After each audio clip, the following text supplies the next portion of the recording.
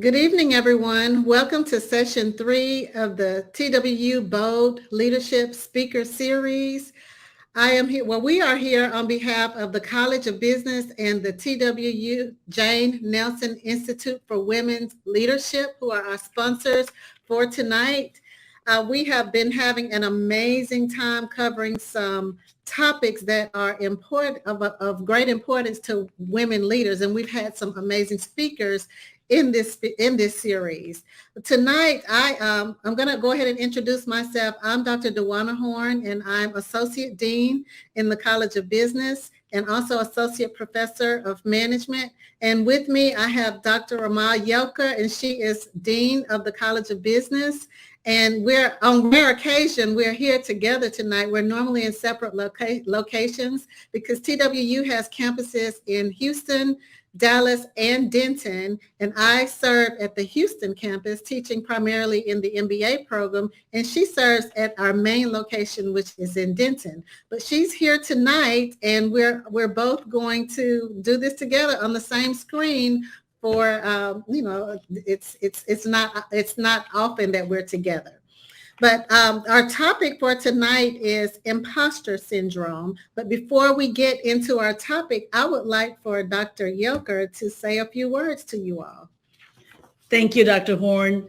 It's my great pleasure to be co-hosting this Bold Leadership speaker event today from our TWU Houston campus. And I am very delighted that we have with us today Tara Tucker and Angelica Gutierrez to enlighten us and talk to us more about imposter syndrome. I can't wait to hear and learn more about this topic as it's so relevant to both education and in the workplace.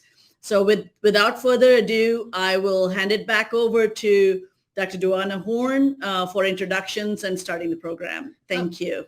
Okay, and thank you, Dr. Yelker. And for those of you who don't know much about the TWU College of Business, we offer bachelor's degrees and master's degrees in all disciplines of business. And we also have a focus in healthcare.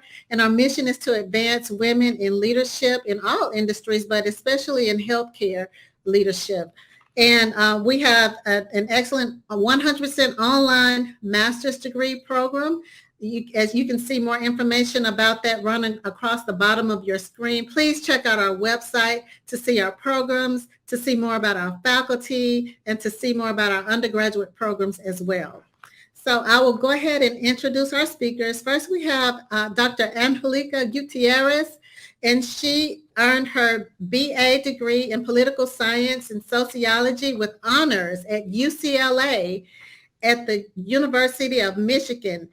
And she earned a PhD at UCLA Anderson School of Management and was a postdoctoral fellow at the National Center for Institutional Diversity and the University of Michigan Ross School of Business. Recognized as one of the world's best 40 under 40 business professors by Poets and Quants, Dr. Gutierrez teaches leadership, negotiations, and diversity management at the undergraduate and graduate levels. So she teaches in the MBA program, the Master's of Science and Management program, and also in the Executive MBA program at Loyola Marymount University.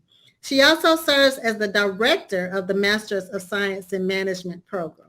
Dr. Gutierrez has presented her research on diversity and imposter syndrome at national and regional academic conferences and for organizations in the nonprofit, private, and public sectors, including the Federal Reserve Bank of New York, Hasbro, Abbott, Google, Fullscreen Studios, Hispanic Chambers of Commerce, Ascend LA, and universities across the nation. So let me tell you all, we have one of the nation's leading experts presenting on this topic tonight. Consistent with her commitment to reducing gender and racial pay disparities, Dr. Gutierrez also teaches employment negotiations to organizations that serve minoritized groups, including the National Latina Women Business Association, Riordan Programs, Adelante Mujer Latina, UCLA Black Business Student Association, UCA Latino Alumni Association, Women in Tech Society of Hispanic Professional Engineers, Los Angeles Clean Tech Incubator, Harvard Medical School, Cambridge Health Alliance. So she is getting around the country and she is on the circuit talking about imposter syndrome and making women aware of this thing that could be a weakness and also an organization's role in imposter syndrome. Thank you, Angelica, for being here. Thank you. Okay. All right. Next, we have Tiara Tucker. Born and raised in Kankakee, Illinois, south of Chicago, and now residing in Dallas, Texas, which is where one of our campuses is. This trailblazer, known as Tiara M. Tucker, is known as an empowerment connector who wears many tiaras. I like that. I like that. To name a few, she is a sought after and award-winning PR and communications strategist, speaker, coach, community advocate, social justice, and mental health activist, and the visionary founder of Tiara PR Network and Speak That Movement. In March of 2021, Tiara was featured in Black Enterprise as one of the 10 amazing Black women making moves right now. This same year, she was honored as a 40 under 40 by the Dallas Public Relations Society of America and as a Junior League of Collin County Women of Influence Award nominee. Wow. In addition to Tiara PR Network, Tiara passionately leads her charitable nonprofit organization, Speak That Movement, which is on a mission to equip and empower professional women in business along their journeys of dream and goal realization. Tiara is also the creator, host, and executive producer of Speak That Talks, which are live virtual events created to empower, uplift, and connect audience via her unscripted and unedited conversations with guest speakers from all over the world. So you all, we are in for a treat tonight. So as a mindfulness enthusiast who has had battles with anxiety while going after her own dreams, Tiara is dedicated to using her voice and platforms to enrich others. And I believe that we will be enriched tonight by Tiara moderating this event. Welcome, Tiara. Thank you so much for having me. Thank you so much. I'm excited about today. Okay, well, great. And I'm excited about this conversation. Right now, I am going to leave the stage because I want to hear from you all. So Dr. Yoker and I will be back after this to wrap it up. Thank you. Thank you. Yes. Well, thank you so much, Dr. Yoker, and thank you so much, Dr. Horn, for our warm introductions. Absolutely. And thank you to all of you in the audience who endured listening to our bios. It is such an honor and pleasure for us to be with you today. So thank you all so much for tuning in. How are you feeling today, Dr. G, as you gave me permission to call you?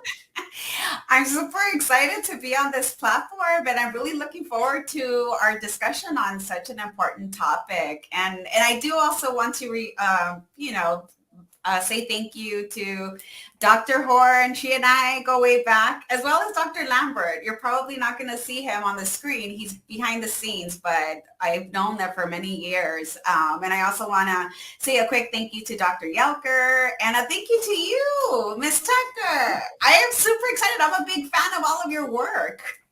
And right back at you. I looked you up. I have started stalking you. So we're now LinkedIn friends.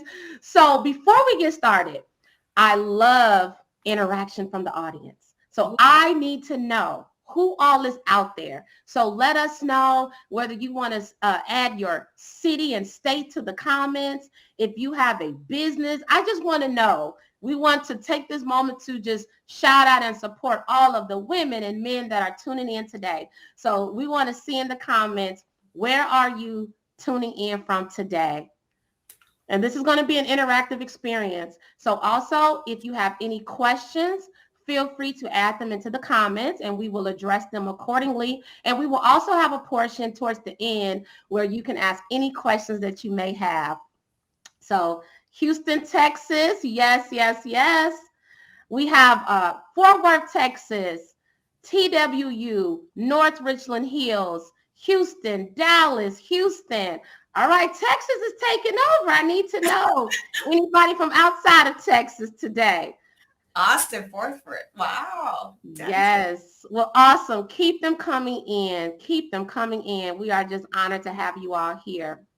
So let's get started. I'm just really, really excited about talking to you today, Dr. G. It is such an honor. So we heard your amazing and impressive bio. So tell us a little bit more about your personal and professional journey. Like how did you get to where you are today?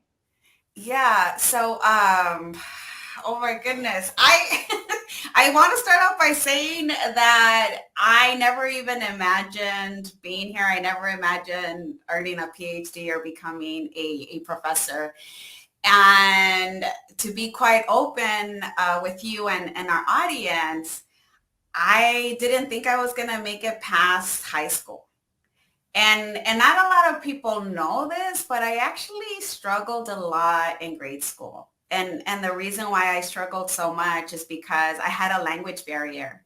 So I grew up speaking only Spanish. So I was born and raised here, but mom actually homeschooled me for the first couple of years of my life.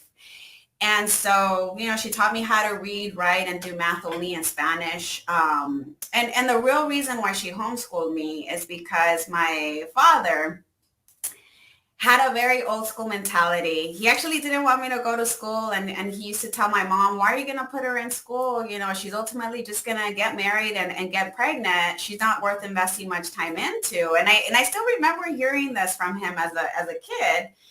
So, when my mom ended up putting me in elementary school, in the local school, my dad was already, you know, out of the picture by that time. It was then that I just, you know, started struggling academically. And I'm sure we'll talk about this a little bit later, but it was actually the first time in my life that I actually felt like an imposter.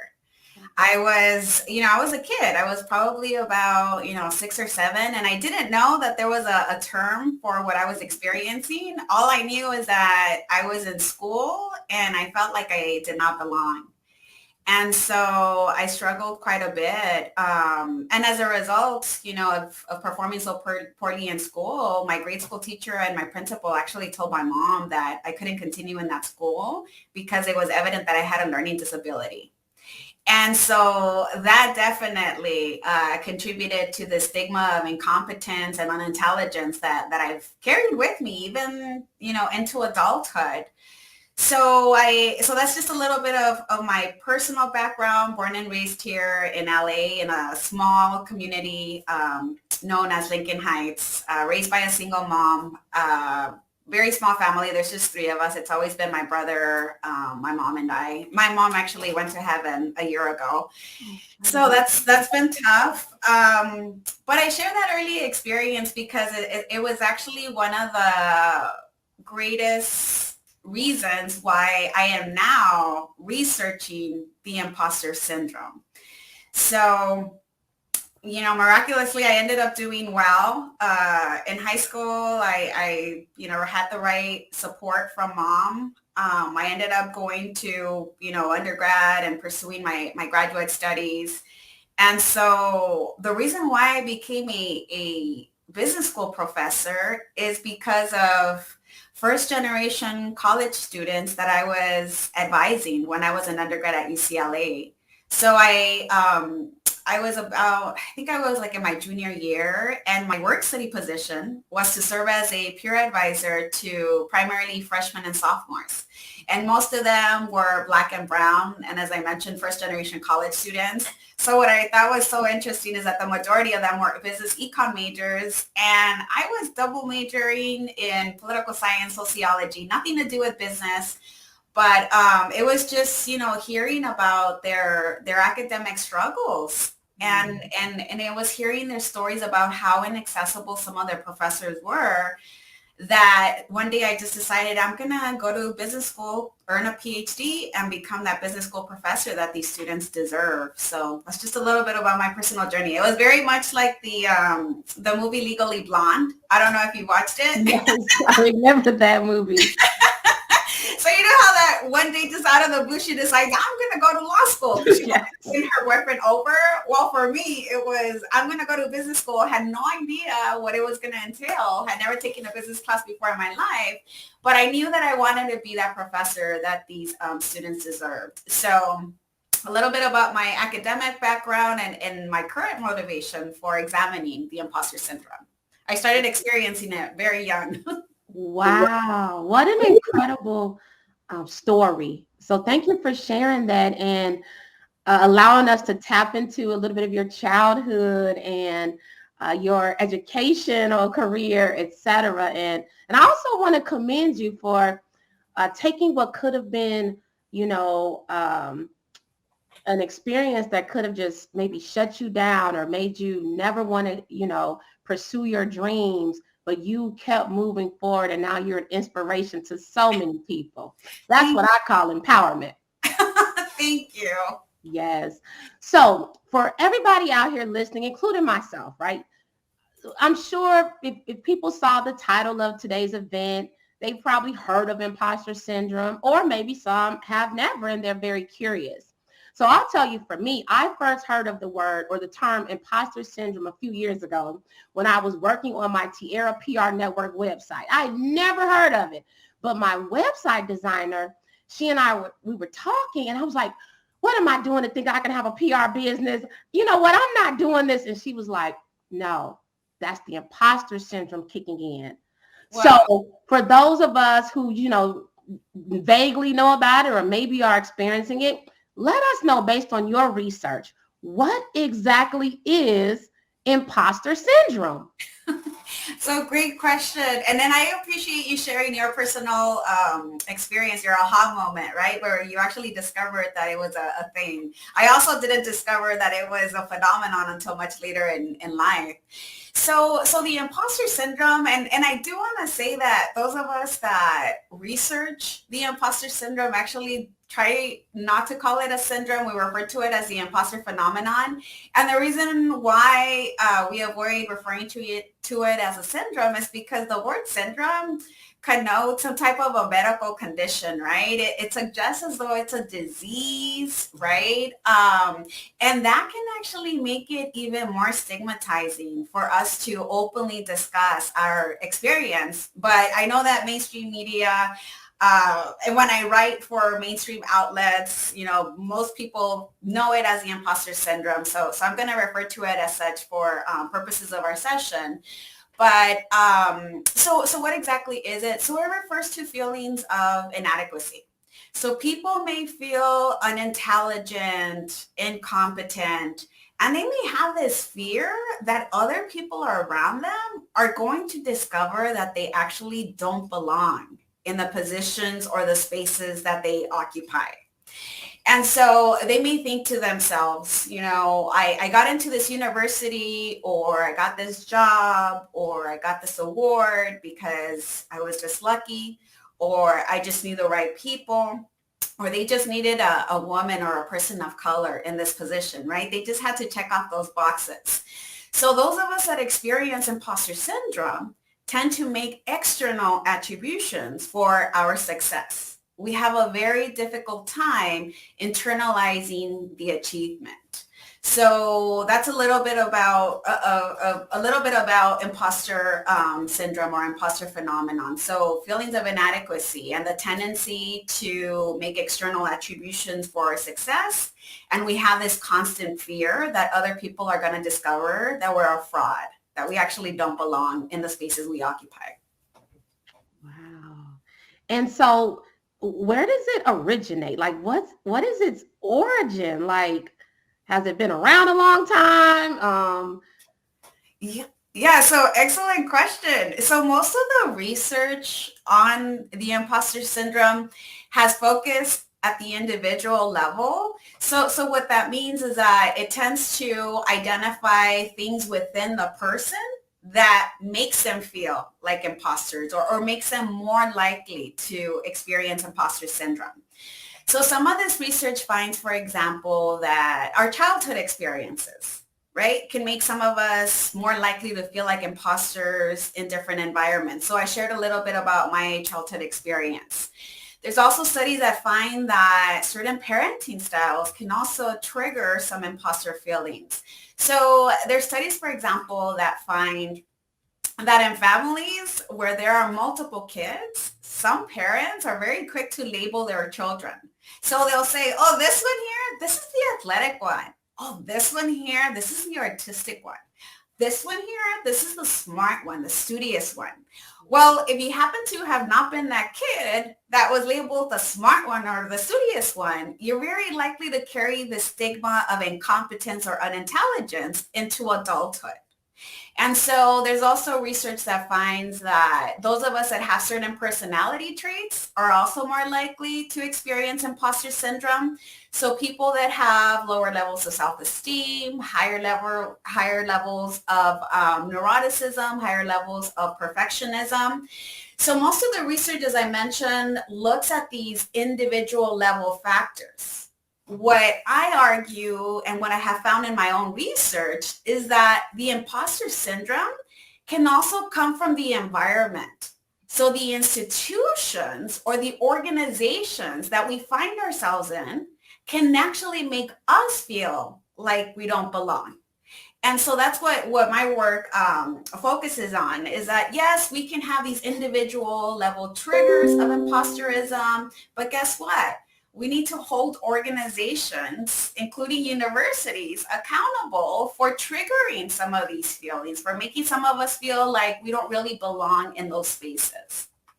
Wow. So after hearing that, and I don't want to go into a different direction with this conversation, but just in my mind, I just thought about diversity and equity and inclusion and belonging as I think about the workplace and various organizations. Any tie-in with that?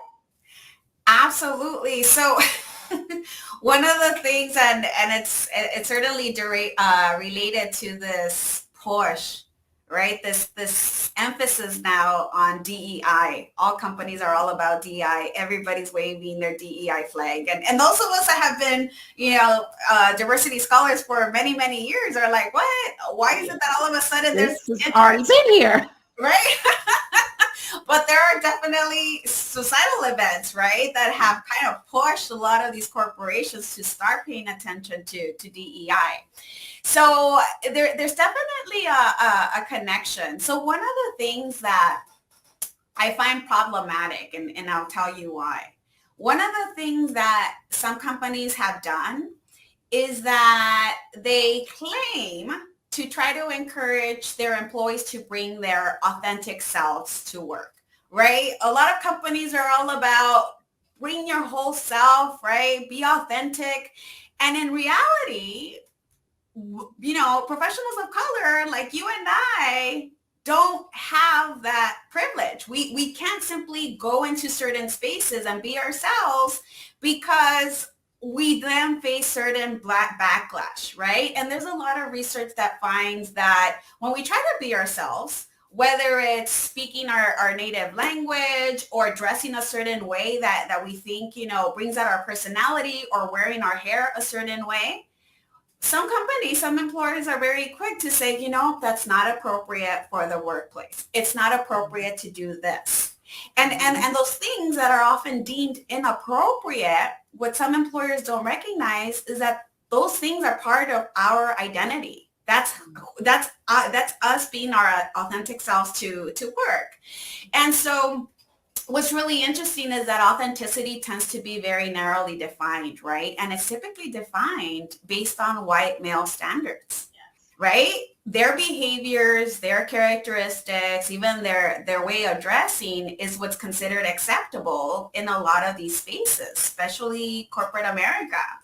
And so what ends up happening is that because these definitions of authenticity tend to be so narrow, we are then made to feel like imposters, like we somehow are out of place when we decide to bring who we really are to the workplace. You're telling me I should be authentic. You're telling me you value authenticity. So when I bring it, you tell me it's inappropriate and that I should actually be conforming to this other standard, right, of authenticity.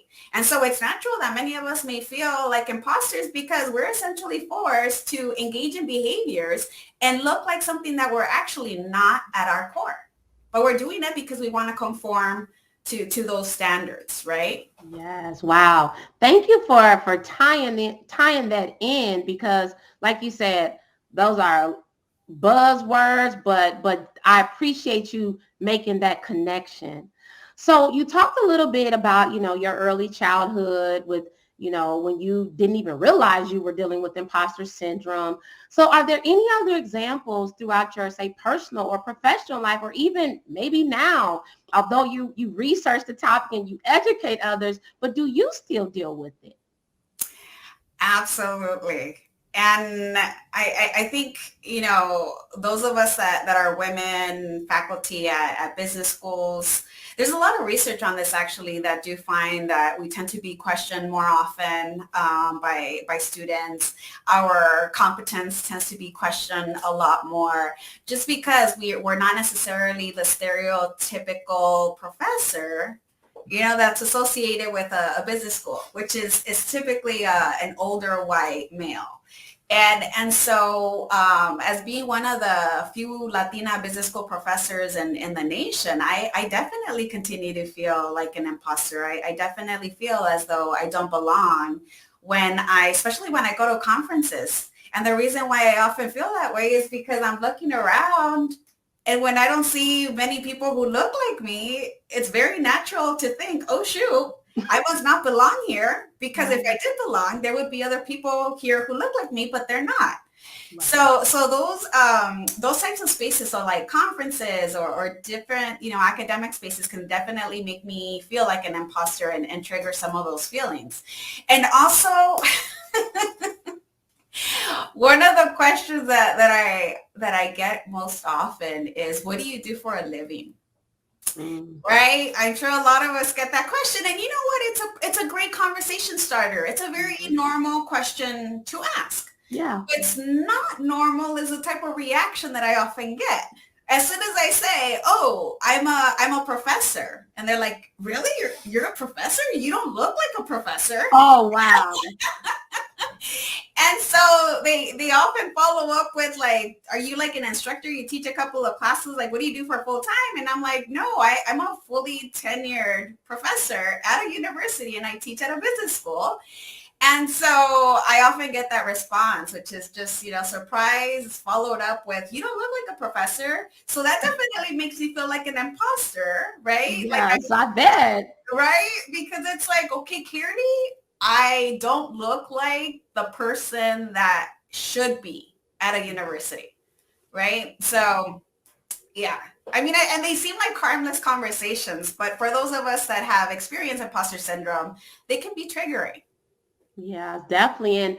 And that also makes me think about, just as individuals, being mindful of the things that we say to other people, right? Because what might seem like a very harmless question or a harmless reaction, that can also trigger the feelings of, oh, wow, well, maybe I'm not what I should look like, or maybe I don't fit the picture.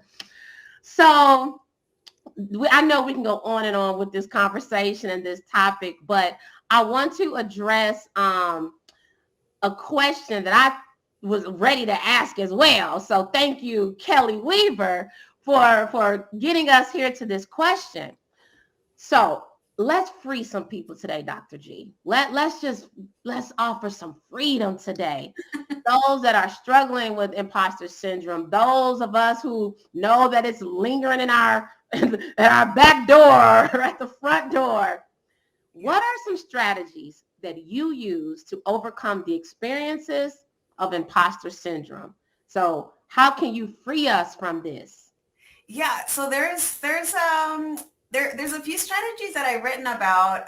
There's been a couple of articles, but one article in Diversity Professional magazine, there were 5 strategies that I identified. So I'm happy to share a couple of those. So one of the most effective strategies is to simply name it, to be able to identify it as the imposter syndrome or the imposter phenomenon.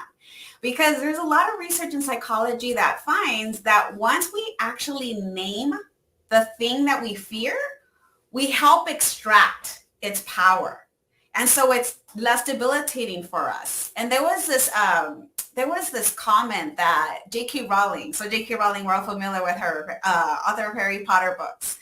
She was in an interview and she said something that was so powerful, and it really stuck with me. So she said something like, fear of naming the thing that we fear only increases fear in the thing itself.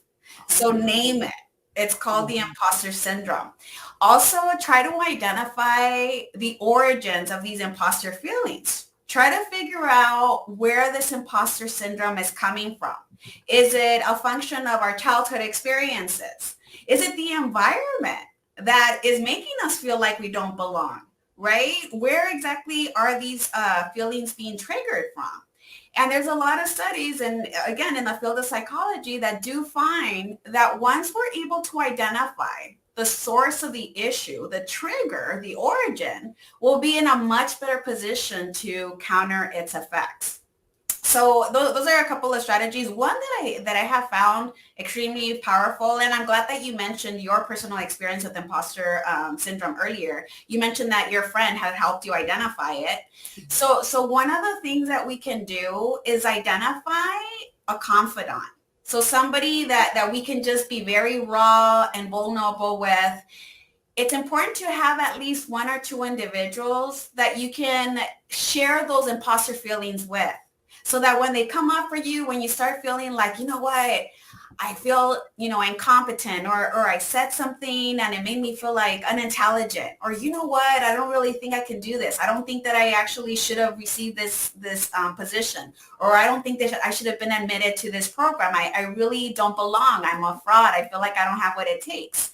So by expressing those concerns or those fears or those feelings to that person, one of the most powerful questions that person can then ask you is, what evidence do you have that suggests you're actually a fraud and that you don't belong in this position or you don't belong in this space?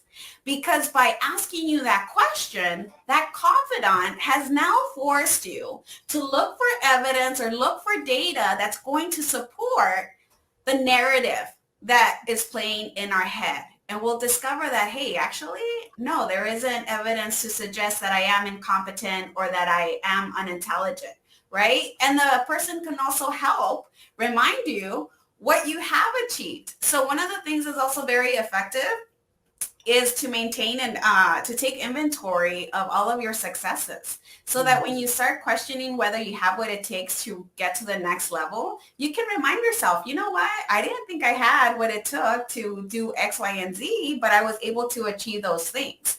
And I'll be very open with you. My imposter syndrome comes up a lot, as I mentioned earlier, here in academia as a professor.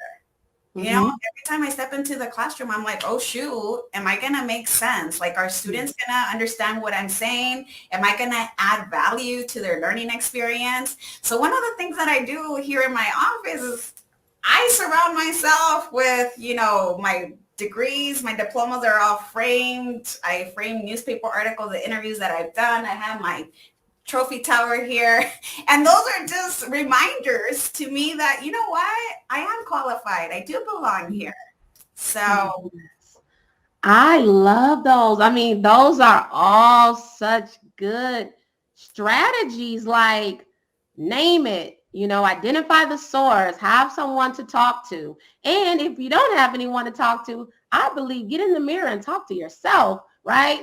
Tell yourself that you are amazing and you are qualified and you can, achieve the success you desire. And I love what you said about, like, surround yourself with those reminders. Like, that is really, really, really good. So, and hey, everybody out there, if you have any strategies that maybe work for you, feel free, add them in the chat session, because this is really helpful. So we have another question here that I want to bring up. We can bring that one back up. So you experience imposter syndrome in your professional life. Outside of your early childhood, do you experience it in your personal life? I do, and find it happening often as a woman of color. So I know you kind of addressed the first part of that question, but I definitely want to make sure we take the time to address this question and comment. Wow, such a great question. So do I experience it in my personal life? Yes, I do. And I can't believe I'm going to share this, but I'll just share. So I became a homeowner, the first person in my family to own a home. In 29, I went into escrow actually 2020, just last year, and closed on it in April. Congrats. Thank you. But imposter syndrome meets me at the door sometimes when I get to my house, because I'm thinking like, oh shoot, am I gonna be able to continue making the payments? Like, does this really belong to me? Am I gonna have what it takes to maintain it? So it definitely came up in terms of owning a home. There was a part of me that felt like I'm not worthy of owning something of this value. And I think it's because ever since I was a little girl, based on the observations that I was making about other people, it seemed like I had to wait for my husband to come along before I made a purchase of that, size. Mm-hmm. So it's come up then, and it's also come up in the dating world. Oh, that's another conversation. It is. And I'll just share this real quick. So I had a lot of experiences, but it's not until, the last several years when I started really researching this topic that I realized that I was experiencing imposter syndrome even in the dating arena.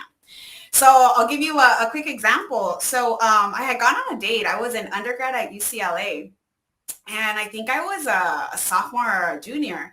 And there was this guy that had taken me to a really nice, fancy restaurant in Santa Monica, like overlooking the ocean, super romantic, the kind that, you walk in, there was a piano playing, the kind that, is so expensive that they don't even put the prices on the menu.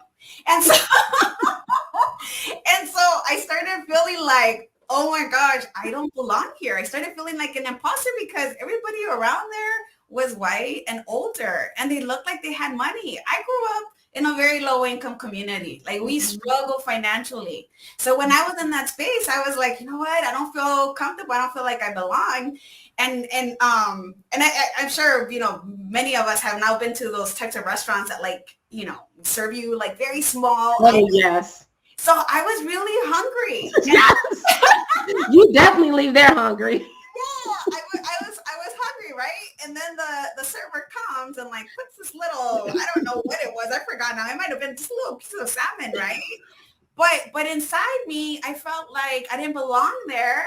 And so even though I was still hungry after I finished it, my date asked me, would you like to order anything else? And I was like, no, I'm totally okay. I got full, so I lied.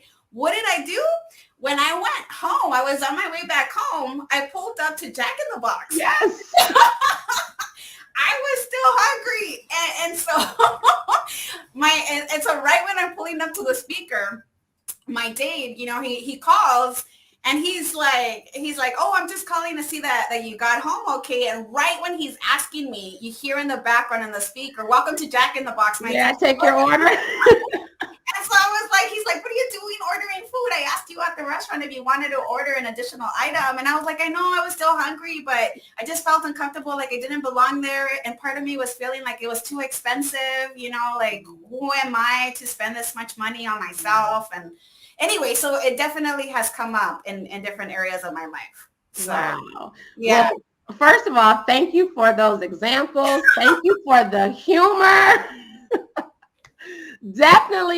It definitely reminds us that even something that can be, as, I don't know, as deep as imposter syndrome, there's also life, right? There's also opportunities to laugh about it and say, you know what? No, not today.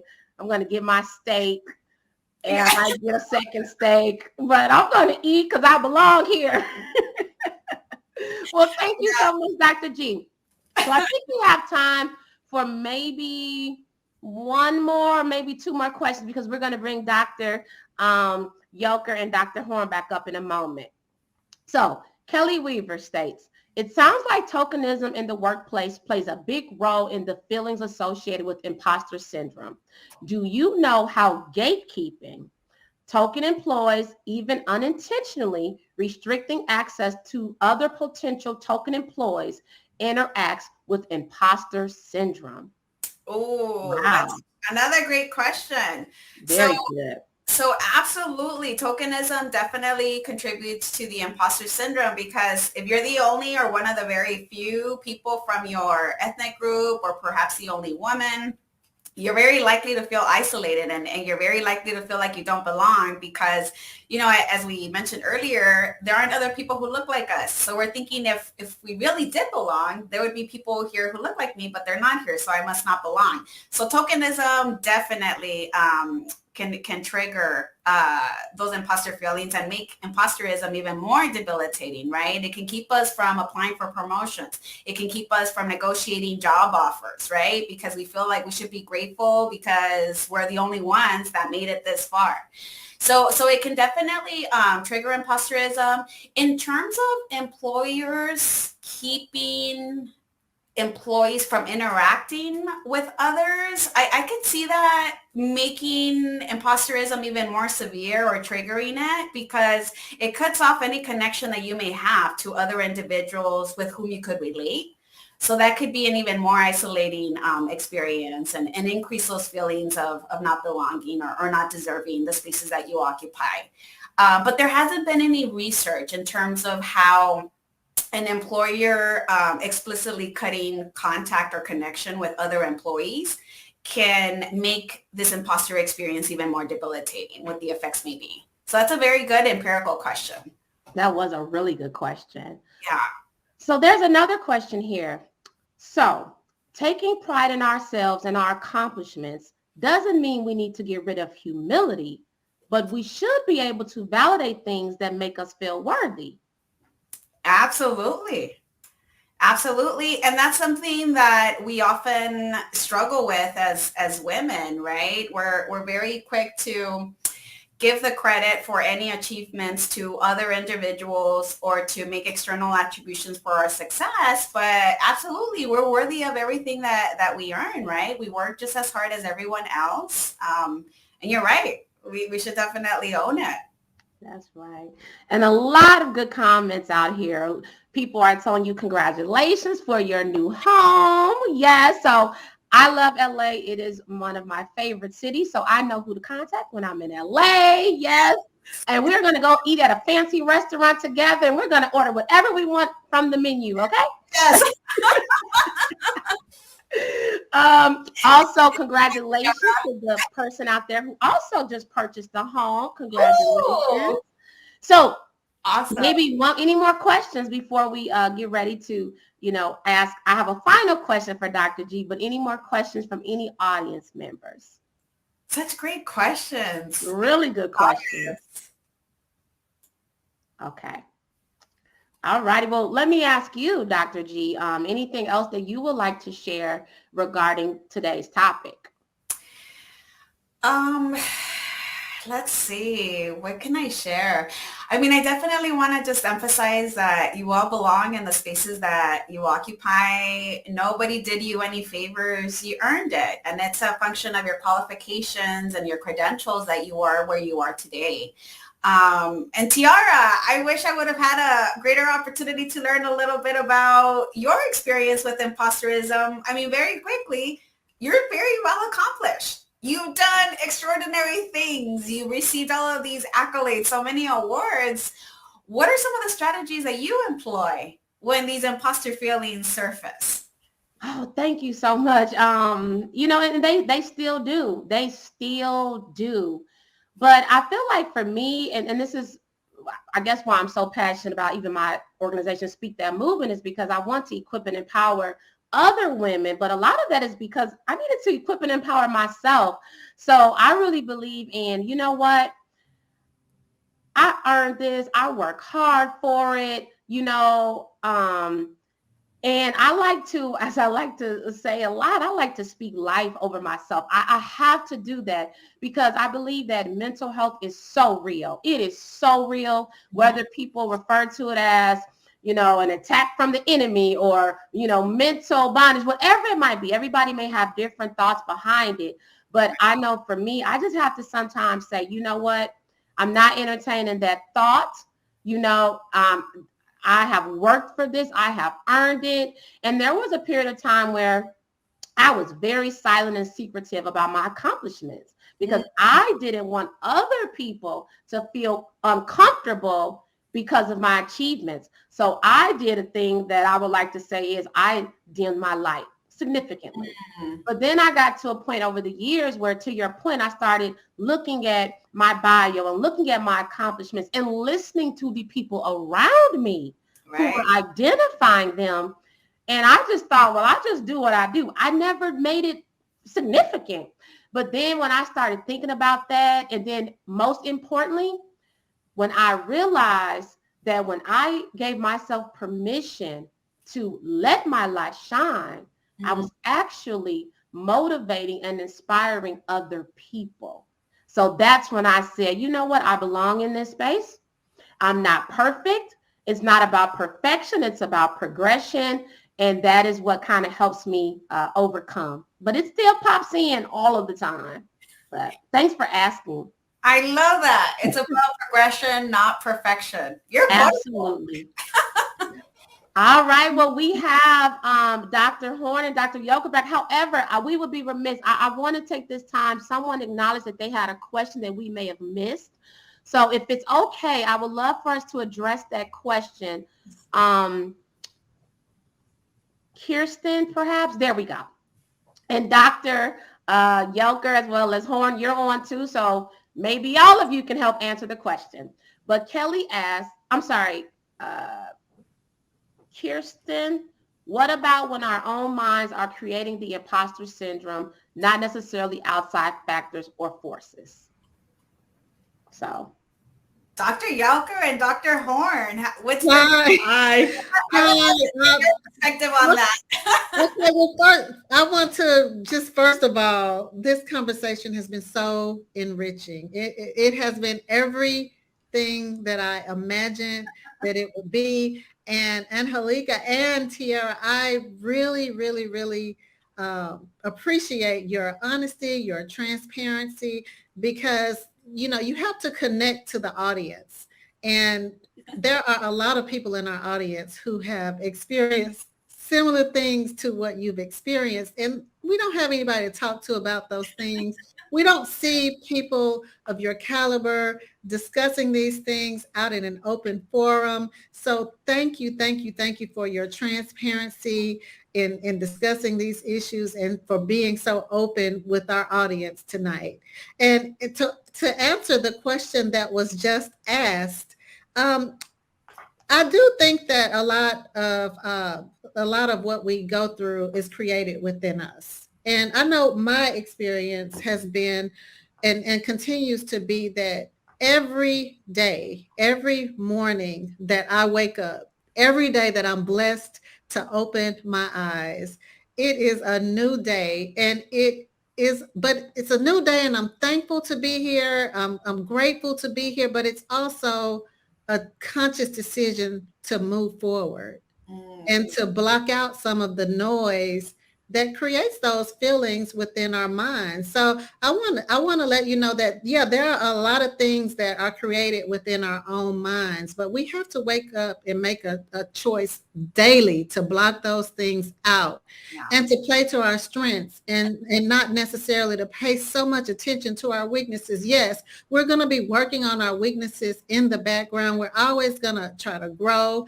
And my slogan in life is to keep it moving. So we're always going to try to keep it moving forward, but we have to make a daily decision to not focus on our weaknesses and to move forward in our strengths and to get to continue to grow and move forward. So that's what I have to say about, what's happening in our own minds. And then for me, I have to make that decision before I tune in to Facebook and Instagram and LinkedIn. Like, I have to make the decision that I'm going to block those things out before I even tune in to anything else, before I even make the first phone call, because that's what equips me for the day. That's the armor that I have to put on to keep moving forward. What do you think, Dr. Yoker? Fantastic, very valuable suggestions and remarks. Dr. Horn addressing that question. And it happens to everyone. Those of you in the audience, if you think that someone like me just became a dean of a business school just like that, not without struggles. And I would go back to your question, Kirsten, and say, going back to what Dr. Gutierrez said, first of all, recognizing that there is an issue, recognizing there's an issue. And second of all, what Tara Tucker said, that give yourself permission to shine, right? So recognize there's an issue and give yourself permission to shine. Those are the two things that I would say are amazing, valuable insights today that I would ask you to take away with you. And I've had moments and I've had days and I've had months where I doubted myself, and there was no need for that. It was my demographic, my situation, my own personal mindset. Someone advised me one time, and I do it when I remember to do it. But when you wake up in the morning, look at yourself in the mirror and smile. Look at yourself in the mirror and smile. That is the most important person that you need to recognize, not somebody to your left or right, or your children, your family, your spouse, your friend. All of those come later. Look at yourself in the mirror and smile. And I would ask everyone in the audience that's listening to practice that strategy. And it's very, very, very helpful. And I myself have a 19-year-old who's at USC, Dr. Gutierrez, in University of the World. And as a 19-year-old female, ethnic female, she is having her own issues and going through stages. And I'm there to be a role model for her, but I'm also there to talk about my vulnerabilities and where I came from. And it just does not happen automatically. And helping her handle her internal blockages, right? To shine, as you said, Tiara, sorry. Thank you so much. And Angelica, I'm going to come look you up next time I'm in LA. Thank you. We all can go to dinner at a fancy restaurant in LA together. We should. I just wanted to add something real quick because Dr. Yoker and Dr. Horn, mentioned growth, and that's something that has taken me a very long time to do, is to actually process these imposter feelings as a sign that we're stepping into greatness. Because when we think about it, we're not going to experience imposter syndrome when we're playing small and when we're staying in our comfort zone. It's when we decide to step outside of it and reach for something bigger and greater that these imposter feelings begin to surface. And that's actually a good thing. We should be striving. It's a very good thing. But also, Angelica, I think that it's very important that we watch who we're around. And as we said in session 2, we talked about watching, what we take in. Oof. Right. And join organizations and be around people who will lift you up and who will support you. Angelica and I and Jason Lambert, who's in the background, we all met through an organization called the PhD Project. And we met years ago. And we met at a time when, all of us were stepping into a brand new career. Yes. I mean, we were at ground zero, but we were in an organization where the purpose of it was to lift us up and to encourage us and to help us to persist within our PhD programs wherever we were. The purpose of this program is to increase the presence of minorities in the classroom and in the pipeline for getting PhDs. And we have a network of people all over the country that we can call upon. I can call upon Angelica, and she knows who I am, in order to get her to come and speak about imposter syndrome. And I have literally watched her grow to be this phenomenal speaker on this subject. And, we didn't start, neither of us started where we are now, but we had the support of each other in getting where we are today. And that's what I would encourage you all to do, to watch who you're around and make sure out of all of your interactions that you're around some people who can bring you up and encourage you and lift you up, and that you see them rising as you're rising. And you need some people who are already there as well to pull you through. Yes. So, and I'm going to say, my husband gave me the biggest advice, and I'm going to pass it on to you. When someone compliments you, say thank you. Say thank you. Don't explain it in any other way and attribute it to someone else. Say thank you. And you both have been so amazing today. Thank you. Thank you.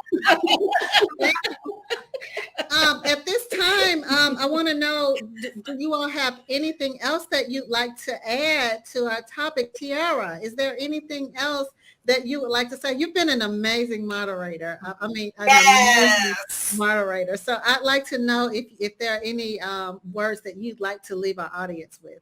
Oh, my pleasure. First of all, again, thank you all so much. I am honored. I believe that this is my assignment to speak to people and to encourage and empower. And I never like to end any event that I'm either moderating, speaking at, or hosting without offering just a few words of encouragement. And Dr. G, I would ask you to do the same. But I just want to encourage everybody out there along your journeys, whether it's your educational journey, your personal journey, your professional journey. Continue to just dream big, believe in yourselves, remove the imposter within yourself, remove those negative thoughts, and believe it. Believe in yourself. Believe in all of those promises that you've received. Believe in all of those thoughts that you have, and speak it. Speak things into existence. There are power in your words. If that imposter steps in, speak it out. If something comes to you and you know you can do it, speak it into existence. And last but not least, the fourth pillar of my Speak That movement is walk it. Walk it, baby. Walk in your destiny. Walk in your purpose. Walk in all of those things that you have been working so hard to achieve, whether it's your graduation, whether it's your new home, your new car, your family, your amazing career. So dream it, believe it, speak it, and walk it, and remove the imposter, because everything you need is already within you. Let that light shine.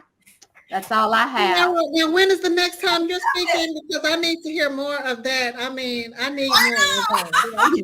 Hey, listen. Mic drop. Yes, right, Rob. I don't have anything else to say. All I have to say is thank you, Dr. Gutierrez. Thank you, Tiara. You have done an amazing job tonight. To our audience, I want to encourage you to please tune in next week, next Tuesday, where we will have two CEOs, two females, minority female CEOs, to speak to you and to tell you about their experiences in the workforce, ascending to their positions and also leading in their position. So please tune in next week. And then the week after that, guess what? We have someone else who has reached the top. She is recently appointed a board member at a big company at Centerpoint Energy. So make sure that you tune in for our next couple of weeks, next 3 weeks of sessions. And all I have to say is thank you. Thank you, ladies, and thank you all for tuning in tonight. I appreciate your presence here. Bye. Thank you so much again. Thank you all. Bye.